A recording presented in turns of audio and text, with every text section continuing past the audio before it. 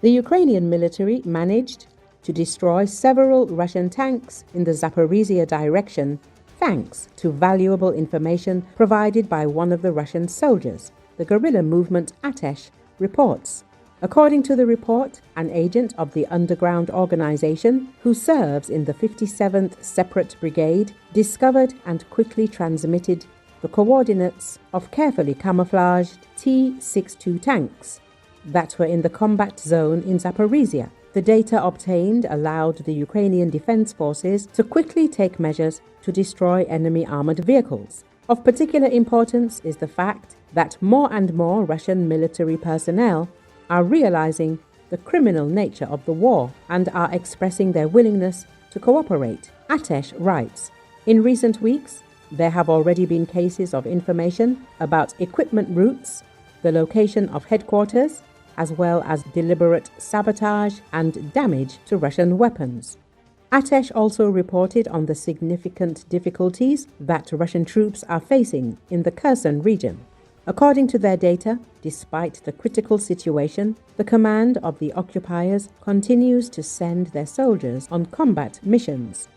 It is noted that 81st Self-Propelled Artillery Regiment of the Armed Forces of the aggressor country, Russia, has a critical situation with ammunition in the Kherson direction. This was reported by one of the ATESH agents who is a serviceman of the Russian Federation. According to him, the unit has been put on full combat alert and is being used to carry out artillery missions due to an acute shortage of ammunition in the 26th and 28th Motorized Rifle Regiments. According to our agent, the situation with supplies on the front line is critical.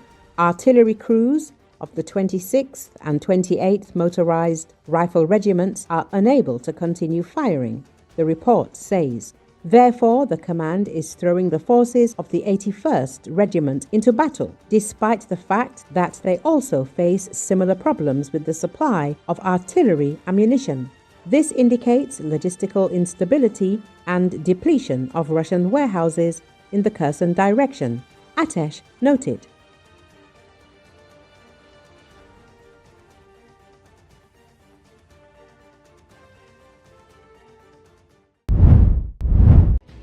As a result of the Russian Federation's attack on the capital of Ukraine, 28 people are already known to have died, but there may still be people under the rubble.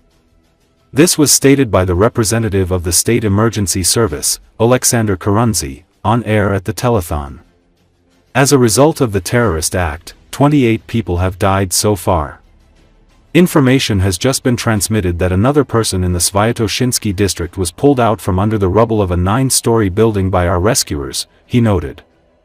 Among those killed in attack were 3 children, 2 and 6-year-olds, and a 17-year-old boy. As of this morning, a total of 159 people have been injured, including 16 children. At the same time, Kherson said that there is a possibility that more people will be found, because the rubble is still being cleared, engineering equipment, rescuers, psychologists are working, and volunteers are distributing food to people. As of yesterday, there was talk of searching for 22 people. But we are not focusing on this data, but will be checking absolutely all areas in this house.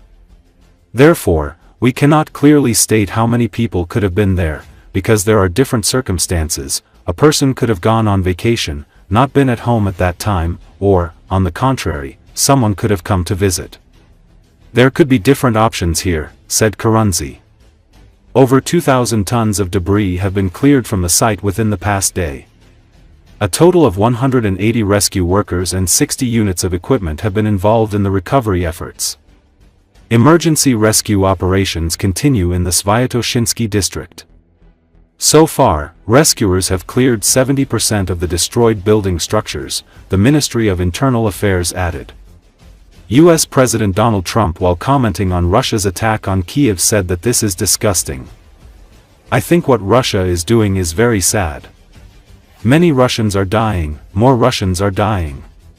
Ukrainians are dying, he said during a conversation with reporters.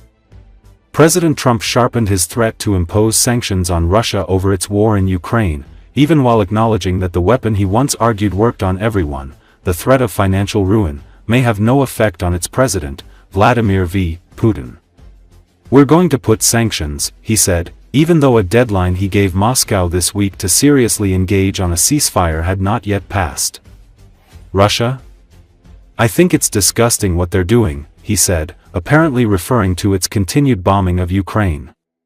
Trump's comments came after Secretary of State Marco Rubio acknowledged in an interview with Fox News Radio that the administration held secret talks with Russia this week, not with Putin but with some of Putin's top people, and made no progress on a ceasefire. Trump said he was dispatching his special envoy, Steve Witkoff, to Russia again, but the last visit that Mr. Witkoff, a fellow real estate investor, paid to Putin proved fruitless.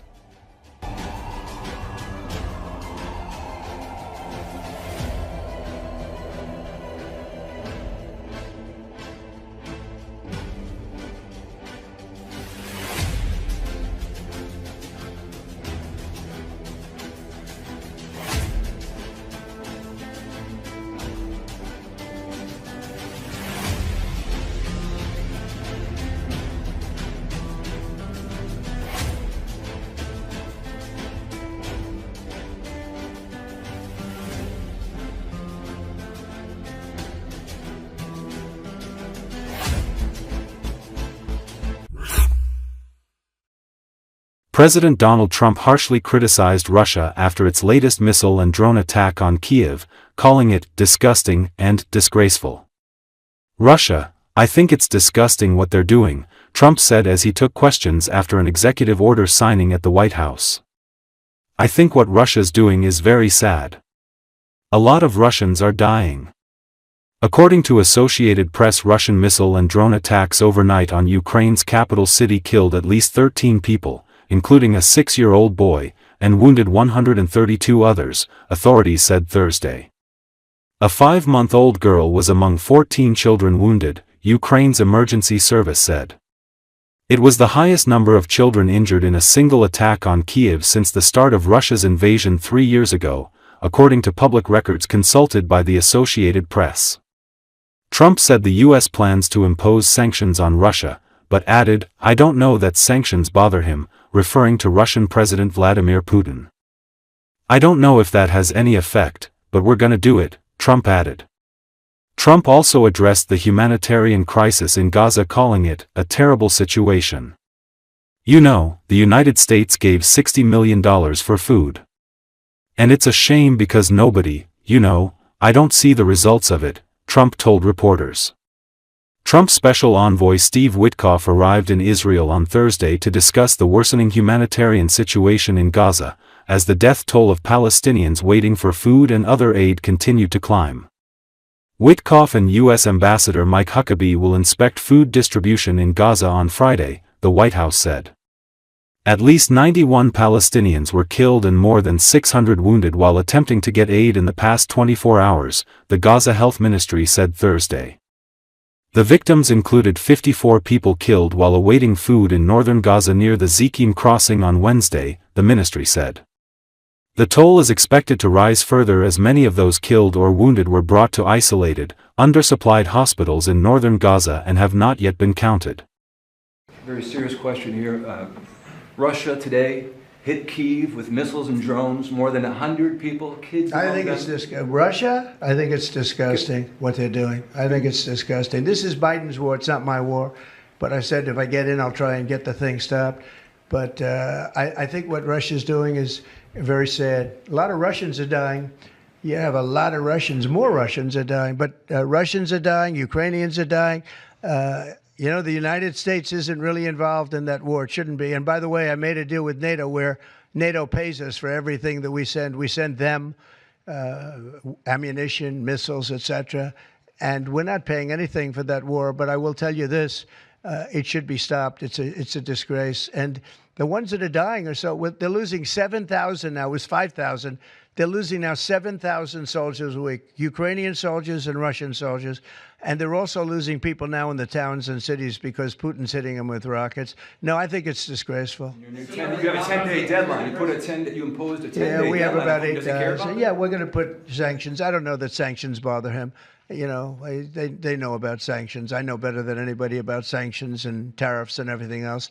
I don't know if that has any effect, but we're going to do it. Europe is extremely upset. But this is a war that should have never happened. This is a war that wouldn't have happened if I were president.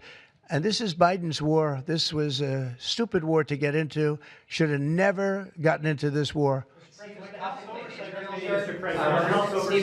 Traveling to Israel. Yeah, going to Israel, and then he's going to Russia, believe it or not. Representative Marjorie Taylor Greene has said that what is occurring there is a genocide. Do you agree? Oh, it's terrible what's occurring there, yeah. It's a terrible thing. People are very hungry. You know, the United States gave $60 million for food, and it's a shame because nobody, you know, I don't see the results of it, and we gave it to people that in theory are watching over it fairly closely. We wanted Israel to watch over it. Part of the problem is Hamas is taking the money and they're taking the food. But we gave $60 million a couple of weeks ago. Nobody said anything about it. Nobody said thank you, but I didn't need the thank you. I just wanted the people to get fed, and we're helping out financially with that situation. It's a terrible situation. So just to conclude, I want to thank everybody for being here. I want to thank you for being here. This is a great group of people.